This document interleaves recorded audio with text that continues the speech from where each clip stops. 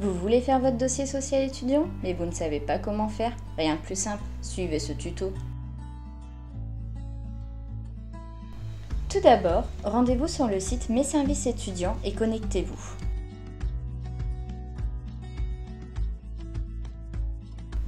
Il faudra vous rendre sur la case verte DSE. Pour ce faire, vous aurez besoin des avis fiscaux 2022 se rapportant aux revenus 2021 de vos parents, des certificats de scolarité de vos frères et sœurs étudiants de l'année scolaire 2022-2023, ainsi que d'un RIB à votre nom, sauf cas particulier bien sûr. N'oubliez pas de réfléchir auparavant à vos vœux, c'est très important, sinon vous devrez tout recommencer depuis le début. Nous allons choisir la première option pour l'année universitaire 2023-2024 en France métropolitaine, département d'Outre-mer ou Polynésie française.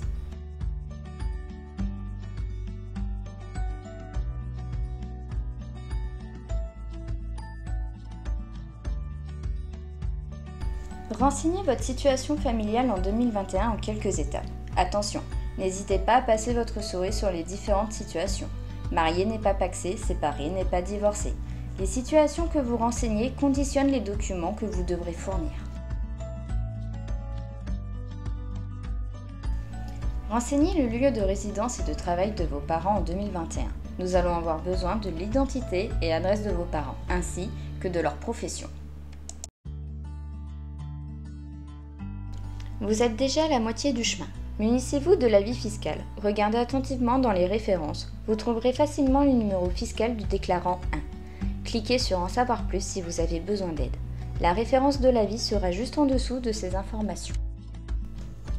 Au bout de 3 essais erronés, vous devrez remplir vous-même le revenu brut global. Si vous ne disposez pas de l'avis fiscal, complétez la référence avec des chiffres fictifs. Cela vous permettra de passer directement à l'écran suivant. Vous avez des frères et des sœurs?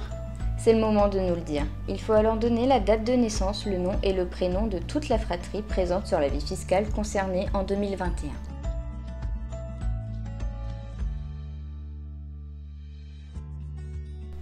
Vous devez sûrement être scolarisé dans un lycée de métropole ou d'outre-mer. Renseignez simplement l'académie en question et on continue. Si ce n'est pas le cas, cochez une autre case. Ici, c'est la page la plus importante. Comme convenu, vous voulez uniquement une bourse? Cliquez seulement la première case. Vous souhaitez demander un logement? Cochez les 2 cases. Vous formaliserez plus tard votre demande de logement.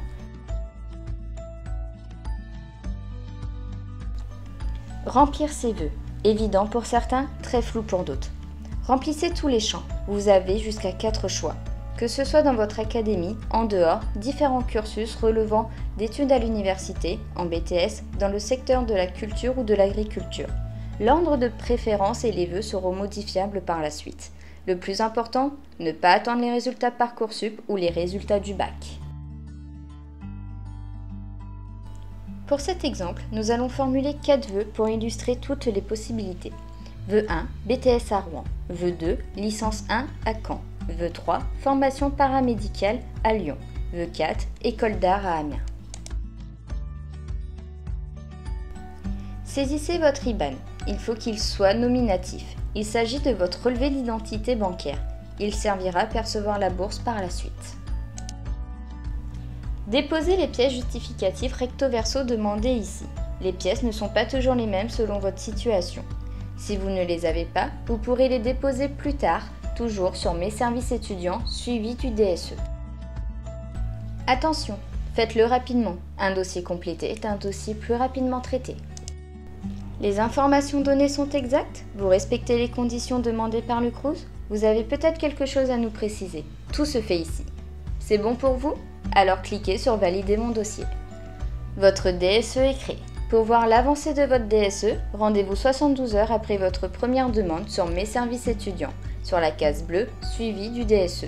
Vous pourrez alors ajouter vos documents, changer vos vœux et bien d'autres choses. Merci d'avoir suivi ce tuto et à bientôt.